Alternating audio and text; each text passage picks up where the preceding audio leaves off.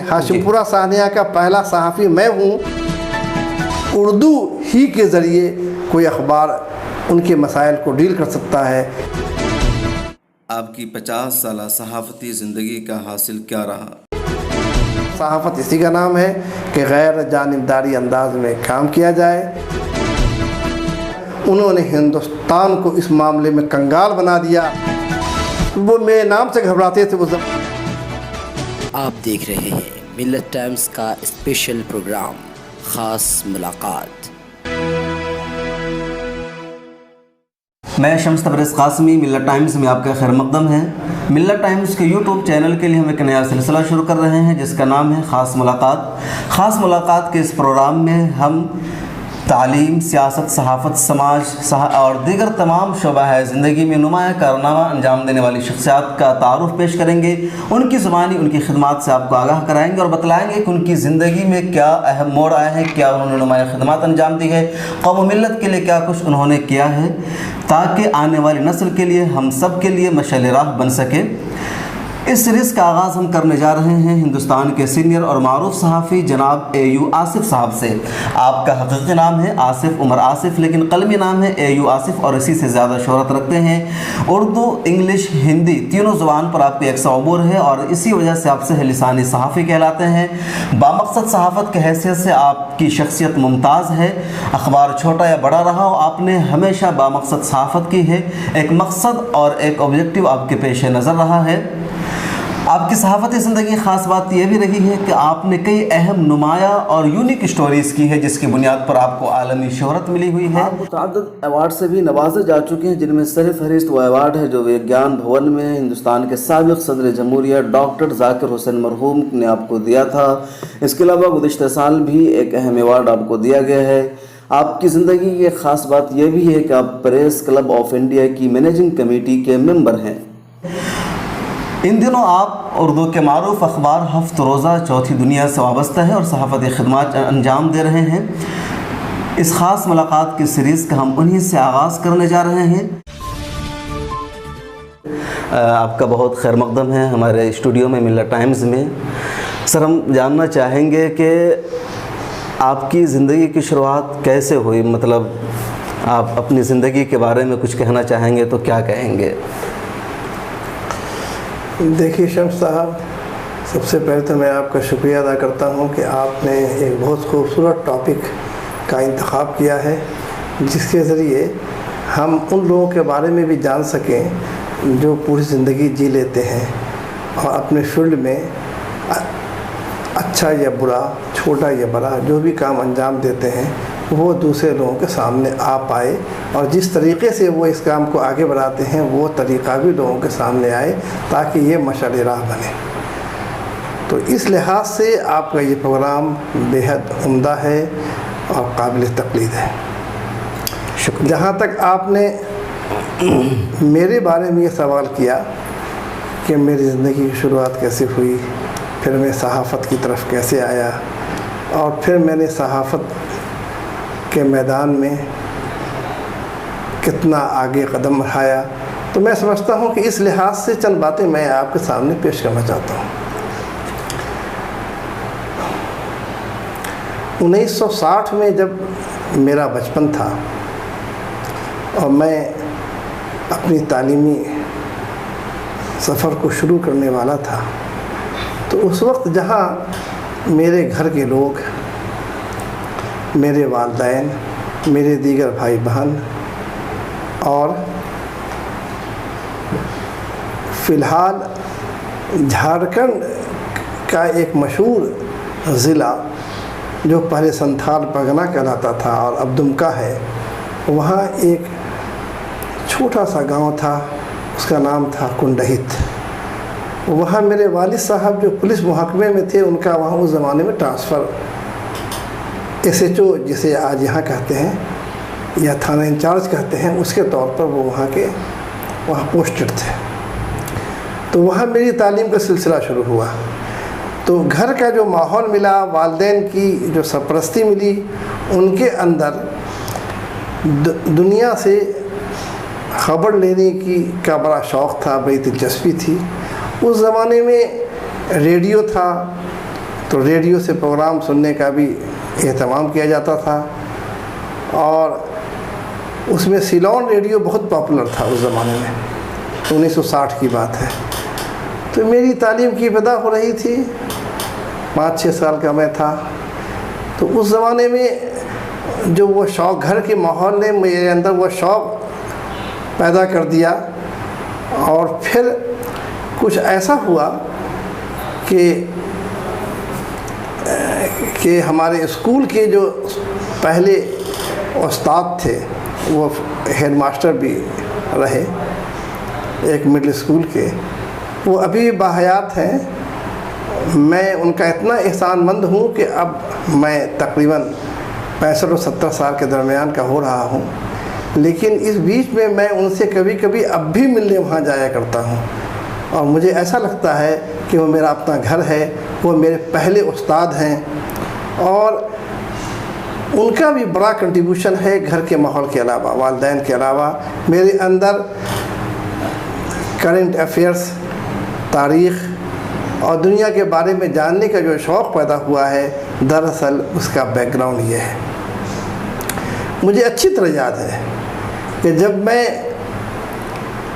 ک خ گ یا ABCD 1 2 3 سیکھ رہا تھا، اس زمانے میں انہوں نے ایک چھوٹا سا نوٹ بک بنا کے مجھے دے دیا، اس میں لکھ دیا کہ کیوبا کے پریزیڈنٹ فیڈل کیسٹرو ہیں، جن کا ابھی حال میں انتقال ہوا ہے۔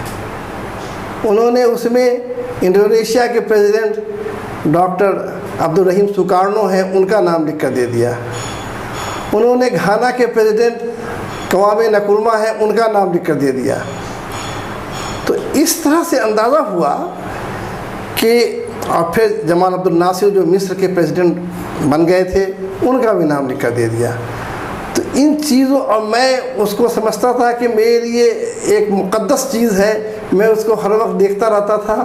تو وہ نام جو مجھے اس وقت ذہن نشین ہوئے، وہ آج تک ذہن نشین رہ گئے۔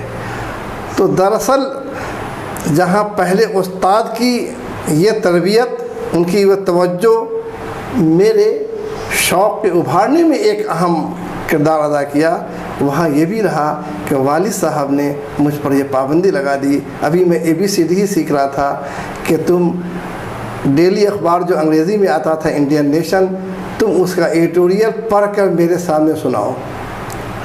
تو ان تمام چیزوں نے میرے اندر اس شوق کو اور آگے بڑھایا۔ تو میں سمجھتا ہوں کہ یہ شوق اس قدر آگے بڑھ گیا کہ 1966 آتے آتے میں ہندوستان ٹائمز گروپ کے ہندی ایڈیشن کا مشہور ویکلی تھا ساپتاہک ہندوستان، اور ٹائمز انڈیا گروپ کا تھا دھرم یگ، بہت مشہور ہفتے وار تھا۔ اور پھر میرے گھر پر پیام مشرق جو صاحبزادہ مستحسن فاروقی صاحب کا مشہور ویکلی تھا۔ میں سمجھتا ہوں کہ اتنے ویکلی نکلے ہوں گے اردو میں، لیکن اس جیسا ویکلی آج تک نہیں نکلا، بہت پاپولر تھا۔ اس میں مولانا آزاد کے تعلق سے جو آخری سفر آیا تھا، وہ مجھے اب بھی خوب اچھی طرح یاد ہے۔ پہلے میری والدہ نے پڑھ سنایا، بعد میں میں نے اس کو خود پڑھا۔ تو ان کے آخری سفر جو تھا، ان کے انتقال کے بعد جو جنازہ نکلا، تو مولانا آزاد کے اس سفر کو سلامت علی مہدی نے لکھا تھا پیام مشرق میں۔ بعد میں یہ پیام مشرق بہت دن تک پاپولر رہا، پھر بند ہو گیا۔ اور آپ کے زمانے میں جو ماحول تھا وہاں گھر گاؤں کا، تعلیم کا ماحول تھا، آپ کے گھر میں سارے لوگ پڑھے لکھے تھے، اس وقت بھی اخبار آ رہا تھا، لیکن وہاں دقت یہ تھی کہ وہ پورا بنگالی ماحول تھا۔ یہ وہ علاقہ تھا جہاں قاضی نظر الاسلام اسی علاقے میں پیدا ہوئے تھے، وہاں کوئی ہندی جانتا بھی نہیں تھا۔ ہم لوگ پورے کلاس میں 62 لڑکوں کے بیچ میں 3 بچے صرف ہندی بولنے والے تھے، اردو کا نام و نشان نہیں تھا، لیکن گھر کے ماحول نے اردو کو زندہ رکھا تھا۔ تو ان چیزوں نے، گھر کے ماحول نے، اور ہمارے استاد جو تھے قاضی عبد المنان، وہ قاضی نظر الاسلام کے رشتہ دار بھی رہے، ان کے بھتیجا بھی ہیں، اور یہ دہلی بھی بیچ میں آ گئے تھے۔ تو ان کے اندر ایک خاص طور سے جنرل نالج کا اور معلومات کے تئیں ان کا شوق بھی تھا۔ تو تو ان سب چیزوں نے میرے اندر آپ کو اس ایسے چھوٹے سے گاؤں میں جو ایسا ٹپیکل گاؤں ہے، آج بھی جب میں جاتا ہوں، 1.5 سال قبل گیا تھا، تو وہ ایسا ٹپیکل گاؤں جس کا تصور نہیں کیا جاتا ہے کہ ہندوستان میں کوئی ایسا گاؤں بھی ہوگا۔ آج بھی وہاں میں نے اپنے ہیڈ ماسٹر کے گھر میں پتے جلا کر کے چولہے سے کھانا جو پکا اسے میں نے کھایا۔ مطلب جو گیس کے بجائے چولہے پہ، مطلب کہ لکڑی بھی نہیں، کوئلہ بھی نہیں، بلکہ پتے میں کھانا بن رہا ہے۔ یہ تو میں بھول بھی گیا تھا کہ کبھی ایسا ہوتا ہوگا۔ تو ایسا وہ چھوٹا سا ٹپیکل گاؤں ہے، لیکن اگر گھر کا ماحول صحیح ہو، آپ کے اساتذہ یا استاد جو آپ کو پہلے ملے ہیں وہ صحیح ہو، تو پھر کوئی فرق نہیں پڑتا ہے۔ آپ نے دراصل یہی ہوا میری زندگی میں۔ اپنے صحافتی سفر کی شروعات کس اخبار کے ذریعے سے کی؟ یعنی مستقل آپ نے کچھ لوگ اتفاقی طور پر صحافی بن جاتے ہیں، یا کچھ لوگ پڑھنے کے زمانے سے ہی اپنا ایک مشن بنا کر چلتے ہیں کہ ہمیں میڈیا کے میدان میں اپنا کیریئر بنانا ہے، تو آپ کا کیا معاملہ ہے؟ اصل معاملہ ہے جیسا کہ میں نے عرض کیا کہ 1960 میں میری تعلیم شروع ہوتی ہے، اور 1966 آتے آتے میں دھرم یگ اور ساپتاہک ہندوستان ویکلی میں میری چیزیں چھپنے لگیں۔ تو میں 1966 سے میرے سفر کا آغاز ہو گیا۔ اس کا اندازہ کر لیجئے کہ مجھے آدھی صدی سے زیادہ عرصہ ہو گیا صحافت جوائن کیے ہوئے، اور پھر باضابطہ 1979 میں دہلی آ گیا، اور یہاں میں نے سب سے پہلے ریڈینس ویوز ویکلی میں، جس میں میں پہلے بھی لکھا کرتا تھا، دیگر اخبارات و رسائل میں بھی میری چیزیں چھپتی تھیں۔ تو 1966 سے لے کر اب تک جو 52 سال کا سفر ہے، وہ دراصل اس کی داستان میں آپ کے سامنے بکھیر رہا ہوں۔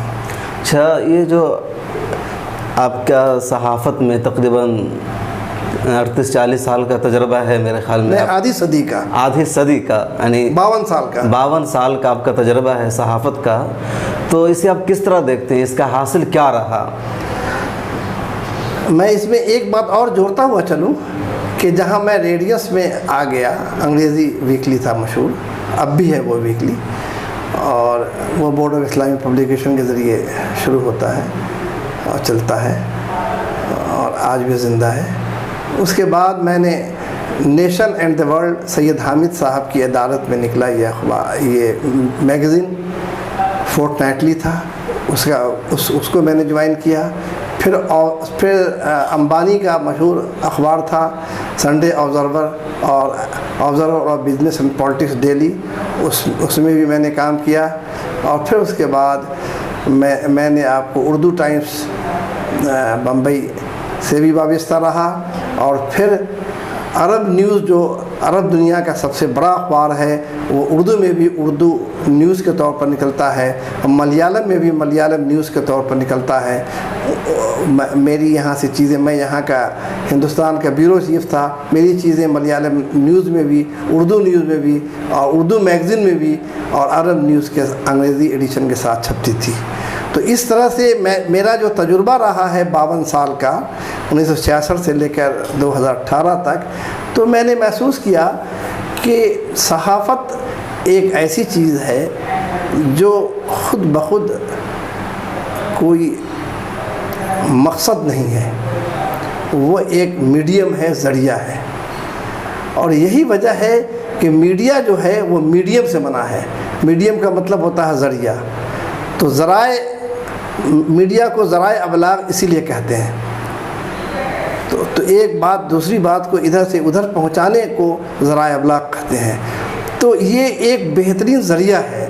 تو ذریعہ کا استعمال ہم کیسے لیں، یہ ایک اہم سوال میرے سامنے ہمیشہ رہا۔ بچپن سے چونکہ ان ون وے اور دی ادر صحافت سے میں جڑ گیا، پہلے باہر سے لکھتا رہا، طالب علمی کے زمانے میں بھی لکھتا رہا، اسکول کی طالب علمی ہو یا کالج کی یونیورسٹی کی طالب علمی ہو، یہ سلسلہ جاری رہا۔ دہلی آنے کے بعد 1979 میں نے جرنلزم کا پوسٹ گریجویشن کورس بھی کر لیا۔ تو اب اس طرح سے یہ چیزیں، ان چیزوں میں نکھار آتا ہوا چلا گیا۔ لیکن ایک بات میں نے ہمیشہ محسوس کی اور اس پر زور رہا میرے ہاں، وہ یہ زور رہا کہ صحافت ایک ایسا ذریعہ ہے جس کا استعمال کسی بڑے مقصد کے لیے کیا جائے۔ اسی لیے میں یہ بات ہمیشہ کہتا رہا اپنے دوستوں میں، ساتھیوں میں، اپنے اخبارات میں، دوسروں کے اخبارات میں، اپنے مضامین میں بھی یہ بات کہتا رہا، زور ڈالتا رہا کہ جرنلزم جو ہے، صحافت جو ہے، ہمیشہ آبجیکٹیویٹی کے ساتھ ہونی چاہیے۔ اگر معروضیت نہیں ہے، آبجیکٹیویٹی نہیں ہے، تو پھر صحافت جو ہے وہ بے مقصد ہو جاتی ہے۔ تو صحافت یعنی اس ذریعے کو آبجیکٹیو بنایا جائے۔ تو اس حیثیت سے میں نے ہمیشہ زور دیا ہے۔ یہی وجہ ہے کہ ہم نے جہاں خود اس بات کو آبجیکٹیو وے میں لینے کی کوشش کی ہے، وہاں جو لوگ بھی اس 52 سال کے پیریڈ میں میرے کنٹیکٹ میں آئے، اور میں سمجھتا ہوں کہ میں نے تقریباً 150 سے 200 صحافی ضرور اپنے توسط سے آپ کو بنائے ہیں، ان کی تربیت کی ہے، ان کو آگے بڑھایا ہے، تو ان سب میں آبجیکٹیویٹی پر زور ڈالتا رہا۔ آبجیکٹیویٹی سے جو مراد ہے وہ بہت دلچسپ ہے۔ اگر آپ یہ سوال مجھ سے پوچھیں کہ آبجیکٹیویٹی سے کیا مراد ہے، آبجیکٹیویٹی سے کیا مراد ہے، کیا مقصد ہے، تو آبجیکٹیویٹی کا مقصد صرف یہ نہیں، کا مطلب صرف یہ نہیں ہوتا ہے کہ کوئی بہت اعلیٰ مقصد ہو۔ آبجیکٹیویٹی کا مطلب یہ ہوتا ہے کہ چاہے وہ کوئی بھی خبر ہو، کوئی بھی مضمون ہو، اس میں اس کا کوئی نہ کوئی حاصل دکھائی پڑتا ہو، محسوس ہوتا ہو۔ فرض کر لیا کہ میں نے RSS کے سرسنچالک پروفیسر راجندر سنگھ رجو بھیا سے انٹرویو لیا۔ میں ہندوستان کا پہلا مسلمان صحافی تھا جس کو یہ کریڈٹ حاصل ہوا۔ انہوں نے آدھے گھنٹے کا وقت دیا تھا، 1995 کی بات ہے، اور انہوں نے 2.5 گھنٹے تک اس انٹرویو کو کنٹینیو رکھا، جس میں 53 آدمی ان کے ویٹنگ روم میں آ کے ویٹ کرتے رہے۔ لیکن انہوں نے کہا کہ بھئی کہ ان سے گفتگو کر کے ایسا لگتا ہے کہ یہ RSS کے بارے میں مجھ سے کم نہیں جانتے ہیں، اس لیے اور ایک مسلمان ہو کر اس لیے میں چاہتا ہوں کہ ان سے بھرپور گفتگو کروں۔ تو وہ انٹرویو میرا چھپا، اس کو فرنٹ لائن نے بھی ریپروڈیوس کیا نیشن اینڈ دی ورلڈ سے لے کر کے، جو ہندو اخبار کا آپ کو فورٹ نائٹلی ہے۔ تو اس سے اندازہ ہوتا ہے کہ ہم نے اس کو اس انداز میں پیش کیا کہ پروفیسر راجندر سنگھ رجو بھیا نے پھر اس کی بہت تعریف کی اور کہا کہ یہ انٹرویو اب تک کے انٹرویو مجھے بہت پسند آیا۔ یہی وجہ تھی کہ میں ایک اور انٹرویو کا آپ کے سامنے ذکر کروں۔ وہ انٹرویو خوشونت سنگھ کا تھا۔ خوشونت سنگھ سے جب میں انٹرویو لینے گیا تو ان سے میں نے پوچھا کہ یہ بتائیے کہ آپ کے بارے میں نیرج سی چودھری جو مشہور انگریزی رائٹر ہیں، اب ان کا انتقال ہو چکا ہے، تو انگریزی کے ہندوستان کے سب سے بڑے مصنف کہلاتے ہیں، تو ان کے بارے میں یہ مشہور ہے کہ انہوں نے اپنی سب سے مشہور کتاب دا کنٹیننٹ آف سرس میں لکھا ہے کہ جب میں ہندوستان انگلینڈ وہ چلے گئے تھے کہ ہندوستان رہنے کی جگہ نہیں ہے، یہ کہا کہ انگلینڈ ہی میں انہوں نے اپنا آدھی صدی کا وقت وہاں گزارا۔ تو جب وہ ہندوستان دا کنٹیننٹ آف سرس لکھنے کے دوران یہاں آئے تو جس ہوٹل میں وہ ٹھہرے ہوئے تھے تو وہاں ان کا ہینڈی ٹائپ رائٹر جو ہے وہ خراب ہو گیا۔ تو اس کے بعد صبح سے لے کر رات تک لوگ ان کے پاس آتے رہے کہ سنا ہے کہ آپ کا ٹائپ رائٹر خراب ہو گیا ہے۔ اتنے فون آئے، لوگوں نے آ کے ایسا ان کا کہنا تھا کہ لگنے لگا کہ میرے گھر کا کوئی بچہ بن گیا ہے، میرا بیٹا بن گیا ہے، لیکن کسی نے یہ نہیں کہا کہ میں تمہیں فراہم کر دیتا ہوں، تم اپنی اس کتاب کا کام جاری رکھو۔ رات کو انہوں نے کہا کہ 10 بجے ایک سردار، ناٹے قط کا سردار آتا ہے اور وہ آ کر کے اس کے ہاتھ میں ایک ہینڈی ٹائپ رائٹر تھا اور اس نے وہ ٹائپ رائٹر مجھے سونپا اور کہا کہ تو انہوں نے پوچھا کہ کیا ہے، کہا کہ آپ ہی کا ٹائپ رائٹر ہے، آپ کا کام صبح سے حرج ہو رہا ہے، آپ اس کام کو جاری رکھیے۔ تو ان کے منہ سے یہ الفاظ نکلے، then you must not be an Indian, کیونکہ ایک ہندوستانی کے اندر یہ خوبی اور یہ خصوصیت ہو ہی نہیں سکتی ہے کہ وہ اس حد تک سوچ لے کہ ان کا کام حرج ہو رہا ہے تو ہم ان کو ٹائپ رائٹر فراہم کر دیں اور یہ اپنا کام جاری رکھیں۔ تو میں نے کہا کہ انہوں نے اس وقت یعنی آپ کو 1958 میں یہ بات 1958 کی بات 1958 میں یہ بات لکھی تھی اور اسی بنیاد پر یہ ہندوستان سے چلے گئے تھے کہ ہندوستان رہنے کی جگہ نہیں ہے، یہاں کے لوگ کوئی نہ اخلاق ہے، نہ کوئی کردار ہے، نہ کچھ ہے۔ تو تو اس وقت آپ کو نیرج چودھری نے لکھا تھا. میں نے کہا کہ 1958 میں جو بات انہوں نے کہی تھی اس وقت تو میری سمجھ میں نہیں آئی, لیکن جب آپ کو 1984 میں پناہ لینے کے لیے جب آپ کے مکان پر آپ پر حملہ کیا گیا کہ آپ کو ہلاک کر دیا جائے, تو آپ پیچھے سے دیوار طرف کر کے جس میں شیشہ لگا ہوا تھا آپ وہاں سے طرف کر جاتے ہیں اور کسی اور کے مکان میں داخل ہو کر آپ سوئس ایمبیسی میں جا کر کے آپ پناہ لیتے ہیں. تو سوئس ایمبیسی کا مطلب تھا کہ وہ ہندوستان کی سرزمین نہیں تھی, وہ سوئٹزرلینڈ کی زمین تھی. تو آپ یہ ثابت ہو گیا کہ آپ ہندوستانی نہیں ہو سکتے ہیں. تو اس پر وہ بہت غمگین ہو گئے. جب میں نے یہ سوال پوچھا تو آپ کو اب کیسا لگتا ہے کہ آپ ہندوستانی نہیں, اس وقت آپ کو واقعی لگا کہ آپ ہندوستانی نہیں ہیں جب آپ کو اپنا گھر چھوڑ کر کے جا کر سوئس ایمبیسی میں پناہ لینا پڑا. تو خوشوت سنگھ سے بےحد متاثر ہوتے ہیں اور کہتے ہیں کہ ہاں مجھے پہلی بار لگا تھا جو بات نیرج چودھری نے کہی تھی اس پر سمجھ میں نہیں آئی تھی, لیکن بعد میں یہ بات سمجھ میں آئی کہ نیرج نے ٹھیک کہا تھا, میں واقعی ہندوستانی ہو کر بھی ہندوستانی نہیں ہوں. اس وقت ایسا لگا تھا. تو اس کے بعد خوشوت سنگھ اس انٹرویو سے اتنے متاثر ہوئے کہ 1000 انٹرویو لوگوں نے ان سے مختلف وقتوں میں لیا تھا. وہ 98 یا 99 سال کی عمر میں ان کا انتقال ہوا.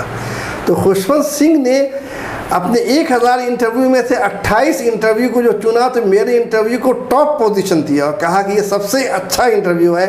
وہ کتاب کی شکل میں وہ کمپائل ہو کے وہ انٹرویو آ بھی گیا ہے. تو گویا کہ آپ کی صحافتی زندگی کی ایک بڑی کامیابی یہ رہی کہ خوشونت سنگھ جیسے آدمی نے آپ کے انٹرویو کو سب سے ٹاپ پر رکھا. اس طرح کے کچھ اور آپ کی جو سب سے اہم حصولیابی رہی ہو. اور ایک اور چیز میں جاننا چاہوں گا کہ صحافت میں آپ نے کس موضوع کو ترجیح دیا, جیسے سیاست کے مسائل کو, ملی ایشوز کو, سماجی مسائل کو, یا پھر کسی اور چیز کو؟ بنیادی طور پر میرا ذہن جو ہے وہ سائنٹیفک تھا اور سائنسی ذہن میں رکھتا تھا. علم فلکیات میں, اسٹرونومی میں بڑی زبردست دلچسپی تھی. اور تو میں بنیادی طور پر تو میری جو صحافت کا آغاز ہوا ہے وہ بہت دلچسپ بات یہ ہے کہ وہ سائنسی مضامین سے ہوا ہے اور سائنسی مضامین میں نے بہت لکھے ہیں.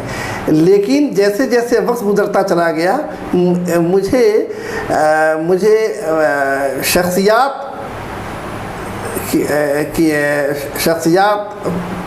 کی جو یہ ہے شخصیات کے بارے میں لکھنے کی میری دلچسپی بڑھتی ہوئی چلی گئی, اور جس کو پرولیفک رائٹنگ کہتے ہیں. تو پرولیفک رائٹنگ جو ہے وہ میری بہت دلچسپی کا آپ کو باعث رہا ہے. اور ساتھ ساتھ پھر جب مجھے احساس ہوا کہ مسلمانوں کے تعلق سے کہ انہیں میڈیا میں نظر انداز کیا جاتا ہے, ان کے بارے میں آپ کو صحیح تصویر نہیں آ پاتی ہے, تو پھر میں اس طرف بھی راغب ہوا. اور یہ میں اپنے بارے میں محسوس کرتا ہوں کہ میں نے مسلم افیئرس پر, اسلامک افیئرس پر کم سے کم 1000 مضامین ضرور لکھے ہوں گے.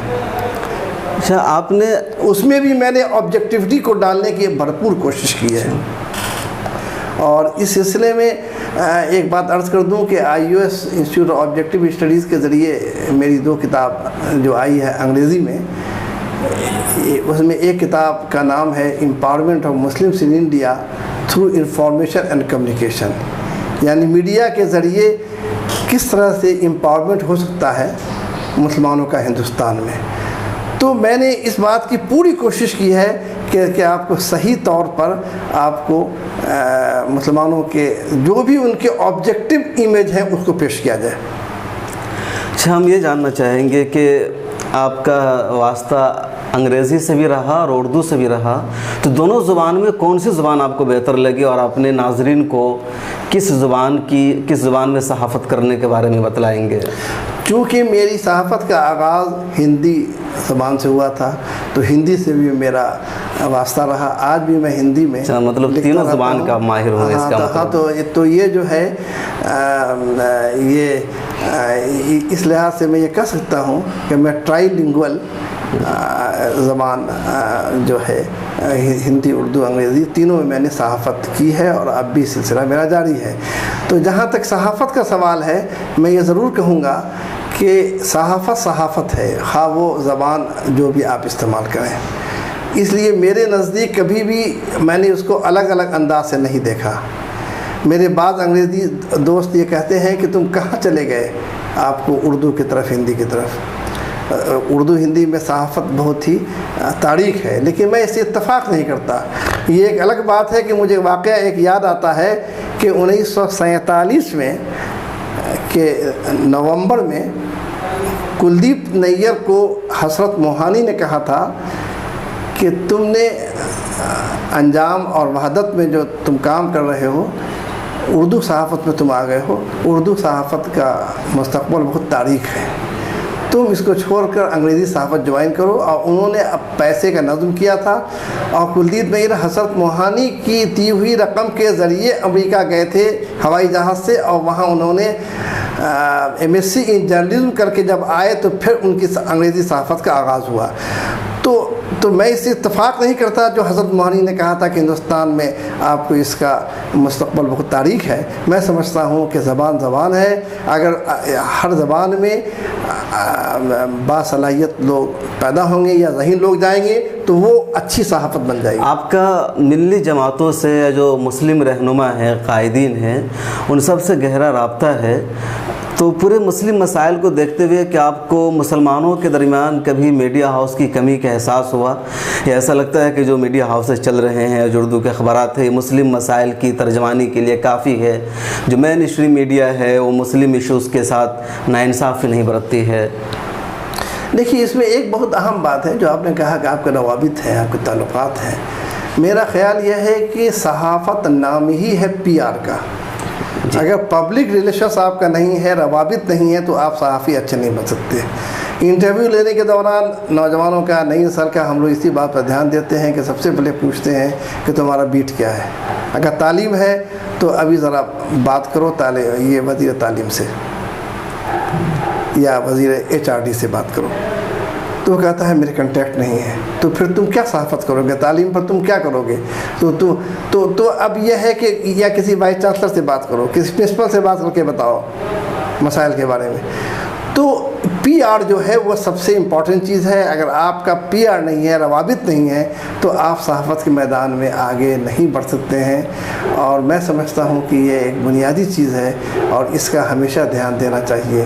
اور جہاں تک بات اس کی ہے مسلمانوں کے ذریعے توجہ دینے کی صحافت کے تئیں، تو اس کے بارے میں میں صرف ایک بات یہ کہوں گا کہ تقسیم سے قبل صورتحال یہ تھی کہ جو اخبار زمیندار ہوا کرتا تھا، جو اخبار پیسہ ہوا کرتا تھا، جو اخبار مدینہ بے نور ہوا کرتا تھا، ان اخبارات کی حالت یہ تھی کہ یہ اخبارات AP، AFP اور رائٹر جیسی نیوز ایجنسی کے سبسکرائبر تھے، اور وہ اس کو پے کر کے اس وقت کا جو بیسٹ پیمنٹ تھا وہ کر کے آپ کو خبروں کو لیا کرتے تھے، مضامین لیا کرتے تھے اردو کے اخبارات۔ لیکن جب یہ بات صحیح ہے کہ تقسیم وطن نے اردو صحافت کو بے حد متاثر کیا تھا، جس کی وجہ سے حضرت موہانی نے کہا تھا کہ آپ کو یہاں مستقبل، آپ کو تاریخ ہے۔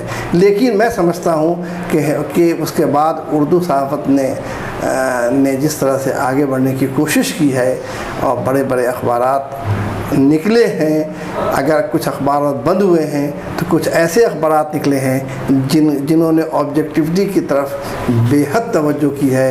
میں مثال کے طور پر میں ایک آپ کو اخبار کی طرف اشارہ کروں کہ نشیمن عثمان اسد کا ایک اخبار تھا، وہ آپ کو 1971 میں بنگلہ دیش کا جب کریشن ہو رہا تھا، اور اس وقت آپ کو وہ ہندوستان کا سب سے زیادہ پڑھا جانے والا اردو ویکلی تھا، نشے من اس کے، اور وہ کہاں بنگلور میں، لیکن وہ پورے ہندوستان کے گھر گھر میں اردو طبقے میں وہ جایا کرتا تھا۔ یہی حال کبھی آپ کو عوام کا تھا، سر میں یہ پوچھ رہا تھا، یہی حال نئی دنیا کا تھا۔ تو اب یہ مختلف ادوار میں مختلف اخبار کا دور رہا ہے.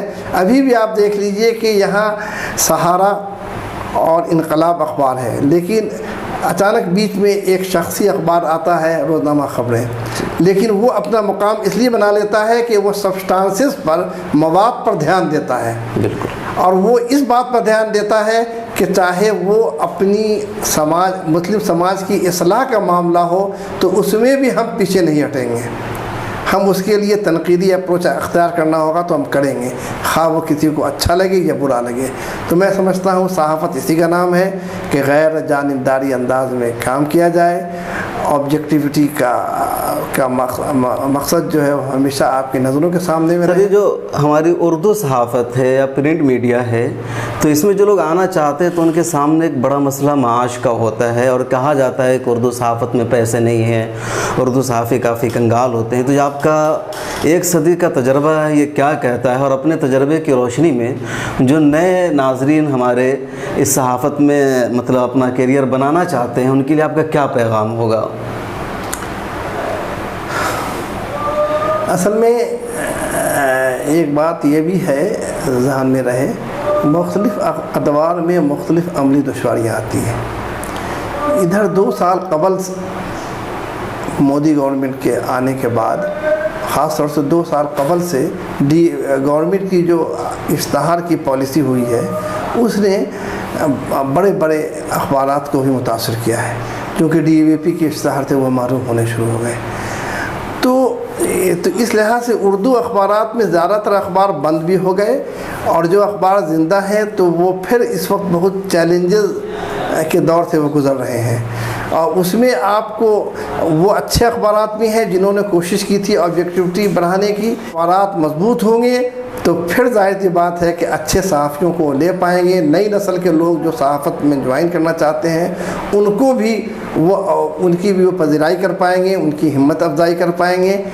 تو یہ بات بالکل صحیح ہے کہ آپ کو بحیثیت مجموعی اردو صحافت میں توجہ دینے کی ضرورت ہے، اور یہ توجہ آپ کو مسلم تنظیموں کو، مسلم اداروں کو، وہ دوسرے جو فلانتھروپسٹس ہیں ان لوگوں کو بھی آپ کو چاہیے کہ صاحب وہ اس طرح توجہ دیں. کیونکہ ایسا بھی بالکل نہیں ہے کہ صاحب ہمارے مسلم معاشرے میں آپ کو لوگ بالکل کنگال ہیں. اگر مسجد کے نام پر، مدرسے کے نام پر تو لوگ آپ کو آگے بڑھ جاتے ہیں، لیکن وہ اس کی اہمیت سے چونکہ واقف نہیں ہیں، اس لیے وہ آپ کو اردو اخبار معاشرے میں انقلاب لانے کے لیے کتنا بڑا رول ادا کر سکتا ہے وہ اس طرح توجہ نہیں دے پاتے ہیں. تو میں سمجھتا ہوں اخبار مضبوط ہوگا تو اخبار میں جوائن کرنے والی جو نئی نسل ہے وہ سوچتی ہے وہی مضبوط ہوگی. اور پھر اس بات کو ہمیں مان کر چلنا چاہیے کہ مسلمانوں کے مسائل، مسلمانوں کی سب سے زیادہ بولی جانے والی جو زبان ہے اردو ہی کے ذریعے کوئی اخبار ان کے مسائل کو ڈیل کر سکتا ہے. اس بات کو سیاسی پارٹیاں مانتی تو ہیں، لیکن اس وقت مانتی ہیں جب الیکشن کا وقت ہوتا ہے، تب انہیں اردو اخبار یاد آتا ہے، لیکن آپ کو باقی وقتوں میں وہ اردو اخبار کو بھول جاتی ہیں. سر بہت شکریہ، آپ نے اپنا قیمتی وقت دیا. ہمارا وقت ہو چکا ہے اور ہم یہ سلسلہ ختم کریں گے، لیکن اس سے پہلے آپ کے پاس 2 منٹ کا مزید وقت ہے. اگر آپ اپنی زندگی کے بارے میں یا ناظرین کو حاصل زندگی کچھ کہنا چاہتے ہیں تو ہماری گزارش ہوگی کہ 2 منٹ میں آپ یہ بات مکمل کریں. دیکھیے، اس سلسلے میں ایک بات کو، میری زندگی ظاہر سی بات ہے کہ میں اس کے سوا کچھ نہیں ہے کہ میں نے صحافت کو اپنی پوری زندگی وقف کر دی. آدھی صدی کے سے زیادہ حصہ ایسا ہے جو میں نے صحافت کے میدان میں گزارا ہے. تو یہی میرا اوڑھنا بچھونا ہے، یہی میرا سب کچھ ہے. میں چھوٹے بڑے مختلف اخبارات میں رہا اور جو بھی خدمت انجام دینے کا مجھے موقع ملا اس کو میں نے انجام دینے کی پوری کوشش کی. اس میں میں صرف آپ سے یہ بات کہوں گا کہ مجھے اس بات پر اطمینان ہوتا ہے کہ اگر آج اس وقت میری آنکھ بند ہو جائے تو میں مطمئن رہوں گا کہ کچھ اسٹوریز ایسی میں نے کی ہیں، اگر اسے میں کہوں کہ پوری آدھی صدی میں نے 1 درجن کے برابر ایسی اسٹوریز ہے جس کو یہ کہا جائے کہ تاریخ ساز اسٹوریز ہیں یا انٹرویوز ہیں، تو یہ میرے طور پر یہ غلط نہیں ہوگا.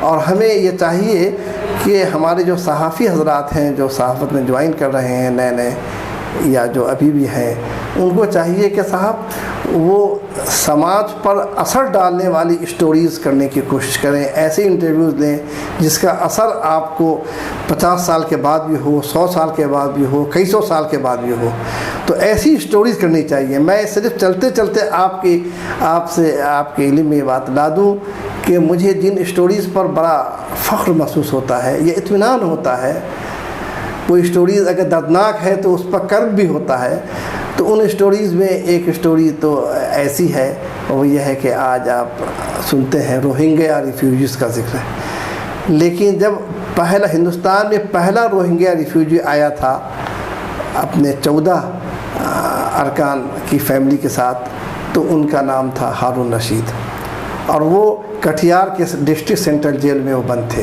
مجھے جب خبر ملی تو میں وہاں گیا، وکیل ایک ہندو وکیل تھے، ان کے ذریعے ان کا منشی بن کر کرتا پاجامہ ہوائی چپل پہن کر میں نے جا کر پورا انٹرویو ٹیپ کر لیا۔ انٹرویو جب دوسرے دن وہاں کے اخبار میں آیا تو اس کا اثر یہ پڑا کہ ان کو وہاں زمین دے کر کے، رکشہ دے کر کے، ان کے بیٹے اس رکشے کو چلائیں گے اور پوری فیملی کا لیولیہوڈ جو ہے وہ چلے گا۔ تو میں یہ کہہ رہا ہوں کہ مجھے اس پر فخر ہوتا ہے کہ صاحب میری اسٹوری سے ایک پوری فیملی کی جان بچ گئی، اور وہ ہندوستان کا پہلا روہنگیا ریفیوجی فیملی تھی۔ اسی طرح سے ہاشم پورہ کا نام آپ سنتے ہوں گے۔ ہاشم پورہ سانحہ کا پہلا صحافی میں ہوں جو اس جگہ 24 گھنٹے کے اندر چلا گیا تھا جس کا نام مراد نگر ہے، جہاں ان کو ان کو گولی سے اڑا کے آپ کو گنگ کینل میں پھینکا گیا تھا۔ اخبار میں بھی وہ چھپا ہے، جو پورا کیس کو جس طرح سے جان کو جوخم میں ڈال کر میں نے کور کرنے کی کوشش کی تھی۔ میں سمجھتا ہوں اس لحاظ سے میں پہلا صحافی تھا، تو مجھے بڑا اطمینان ہوتا ہے کہ کل جب پوری اسٹوری آپ کو عدالت کے ذریعے سب سامنے آئے گی، حق و انصاف کی بات ہوگی، تو اس وقت میرا یہ رول بھی سامنے آئے گا کہ حق و انصاف کو آگے لانے میں نے کوئی کوشش کی ہے۔ میں ایک تیسری اسٹوری کی طرف بھی آپ کو اشارہ کر دوں، وہ اشارہ یہ ہے کہ کس طرح سے کیلاش ستیارتھی جو کہ آپ کو جنہیں امن کا نوبل پرائز ملا ہے، اور ہندوستان بھی اس پر فخر محسوس کرتا ہے، لیکن میں جب ان کے نوبل پرائز کے بعد یہ سب کچھ سوچتا ہوں تو مجھے حیرت ہوتی ہے، کیونکہ وہ مغرب کا امریکہ کی جو سازش تھی اس کا شکار ہو کر انہوں نے ہندوستان کو اس معاملے میں کنگال بنا دیا کہ ہندوستان کو جس ہاتھ کی بنی ہوئی قالینوں کے ذریعے سب سے زیادہ فارن ایکسچینج آتا تھا وہ تقریباً بند ہو گیا ہے، اور آپ کو وہ ہاتھ کی بنی ہوئی قالین دنیا میں سب سے زیادہ مشہور تھی، آج وہ قالینیں آپ کو نہیں کے برابر تیار ہو رہی ہیں، کیونکہ اس وقت اٹلی، جرمنی اور امریکہ نے سوچا کہ ان کی ملوں کی بنی ہوئی قالینیں بازار میں خریدنے والے بہت کم لوگ ہیں اور ہندوستان کی ہاتھ کی بنی ہوئی قالینیں بہت زیادہ ہیں، تو انہوں نے کیلاش ستیارتھی سے یہ کہا کہ یہ بچوں کی حفاظت کے خیال سے بچوں کا جو آپ کو میلوں میں استعمال کیا جاتا ہے مختلف صنعتوں میں، اس کے نام پر ایک تحریک چلاؤ جس کا نام تھا بچپن بچاؤ تحریک۔ تو بچپن بچاؤ تحریک انہوں نے شروع کی، اور اسی تحریک کا یہ پھل تھا کہ جرمنی نے ایک باضابطے ایک مہر تیار کرائی، وہ مہر ہندوستان کے ہر قالین پر آپ کو باضابطے لگائی جاتی تھی، اور وہ رگ مارک کہلاتا تھا، اور اس پر لکھا ہوتا تھا کہ یہ بچوں کے خون سے بنی ہوئی قالین نہیں ہے۔ تو اس طرح سے میں یہ کہہ رہا ہوں کہ ہندوستان جو سودیشی موومنٹ کا سب سے بڑا مرکز مانا جاتا تھا، ہمارے بابائے قوم مہاتما گاندھی نے آپ کو سودیشی موومنٹ کو اور قالین کی صنعت کو اور دیگر ان صنعتوں کو جو روایتی صنعتیں ہیں جس میں مسلمانوں کی اکثریت بھی پائی جاتی ہے، اس کو جس طرح سے ملک سے ختم کیا جا رہا ہے، تو میں سمجھتا ہوں کہ صاحب اس پر جو ہم نے کوشش کی تھی वो इसी सिलसिले की कड़ी थी। तो मैं ये कह रहा हूँ कि ये जो नोबेल प्राइज़ जो मिलता है मगरिब के ज़रिए, कुछ ऐसा प्राइज़ भी होता है जो दरअसल शेख की तहज़ीब को, चाहे वो स्वदेशी तहज़ीब करने के नतीजे में उसको सबताज करने की कोशिश होती है। तो अगर हम किसी मकसद के तहत ऑब्जेक्टिविटी के साथ सहाफ़त करते हैं तो मैं समझता हूँ कि दरअसल वही सहाफ़त होती है। यही मेरी ज़िंदगी का मकसद है। मैं चाहता हूँ कि आपको, हमारी आने वाली नस्ल भी इस मकसद से करीब तर हो और इसे आगे बढ़ाए। सर आखिरी सवाल, अभी आप हफ्त रोज़ा चौथी दुनिया से वाबस्ता है, तो उसके साथ आपका सफ़र कैसा है? हफ्त रोज़ा चौथी दुनिया के बजाय मैं कहूँ कि चौथी दुनिया ग्रुप जो है उसमें उर्दू चौथी दुनिया की जो ज़िम्मेदारी है वो मेरे सुपुर्द है। तो उर्दू हफ्तेवार चौथी दुनिया का ये सफ़र मैं समझता हूँ कि इस लिहाज से बहुत ही अच्छा है कि मेरे अंदर जो इन्वेस्टिगेटिव और तहक़ीक़ी सहाफ़त का जो एक जर्म पाया जाता है, मैं उसकी तकमील वहाँ पाता हूँ। क्योंकि वो इस लिहाज से हिंदुस्तान में मैं समझता हूँ कि ऐसा कोई हफ्तेवार या कोई अखबार नहीं है जो आपको इस तरह से, अगर है भी तो रोज़नामे में इंडियन एक्सप्रेस को ये सेरा जाता है, लेकिन यह है कि हफ्तेवार में इस पर कोई नहीं है जो आपको बग़ैर किसी लिहाज के वो तहक़ीक़ी और इन्वेस्टिगेटिव सहाफ़त करता हो। तो और उसमें मैंने इस बात की कोशिश की है कि हिंदी चौथी दुनिया से हटकर उर्दू चौथी दुनिया में उर्दू दा हज़रात और मुसलमानों के लिहाज से जो मसाइल हैं जो दूसरे ज़बानों के अखबारात में नहीं आ पाते हैं या उर्दू में भी नहीं आ पाते हैं, वो आपको इसमें आए, और इस बात की मैंने कोशिश की है। ये मेरे लिए बासी इत्मीनान है कि मुझे ये खिदमत अंजाम देने का मौका। मगर मैं यहाँ एक बात पे ज़ोर डाल के कहना चाहूँगा कि चौथी दुनिया में जो कुछ भी हो रहा है और काम करने का मौका मिल रहा है, ये सब कुछ इसके जो मालिक हैं, प्रोप्राइटर हैं, कमल मोरारका जी, और इसके चीफ़ एडिटर संतोष भारतीय, उनको जाता है। उनकी फ़राग़ दिली, उनका ब्रॉड माइंडेडनेस, उनका अक़लियतों के मसाइल की जानिब जो उनकी ख़ुसूसी दिलचस्पी है, उसी का ये नतीजा है कि आज चौथी दुनिया अक़लियतों का, कमज़ोर तबक़ात का और हक़ व इंसाफ का बेहतरीन तर्जुमान बना हुआ है। बहुत शुक्रिया, आपने अपना कीमती वक्त दिया। नाज़रीन, ये थे जनाब ए.यू. आसिफ साहब, आप सीनियर सहाफ़ी हैं, मोहम्मद सहाफ़ी है, और आपने इनकी खिदमत बराह रास्त सुनी कि जो मार्कतुल आरा स्टोरी है और जो नुमाया खिदमत रही है, बतौर ख़ास हाशिमपुरा फ़साद के चश्मदीद गवाह हैं, अव्वलीन सहाफ़ी हैं। तो ये हमारे लिए काबिल फ़ख्र हैं, काबिल रश्क हैं, आइडियल हैं।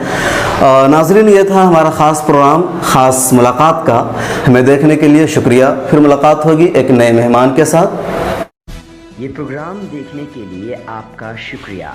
मिल्लत टाइम्स की मज़ीद वीडियोस देखने के लिए यहाँ क्लिक करके सब्सक्राइब करें और बेल आइकन को ज़रूर दबाएं ताकि आपको हमारी हर वीडियो का नोटिफिकेशन मिल सके। फेसबुक पर मिल्लत टाइम्स का पेज लाइक करें, ट्विटर और दीगर सोशल अकाउंट को फॉलो करें। मुल्की व आलमी हालात पर ताज़ा तरीन न्यूज़ और तजज़िया पढ़ने के लिए कहीं भी कभी भी लॉग ऑन करें www.millattimes.com। उर्दू, इंग्लिश, हिंदी तीनों ज़बानों में मौजूद है ये वेबसाइट। सरकारी, सियासी दबाव और कॉरपोरेट से आज़ाद ईमानदाराना सहाफ़त को फ़रोग़ देने में आप हमें अपना ताउन पेश करें। तफ़सीलात डिस्क्रिप्शन में है।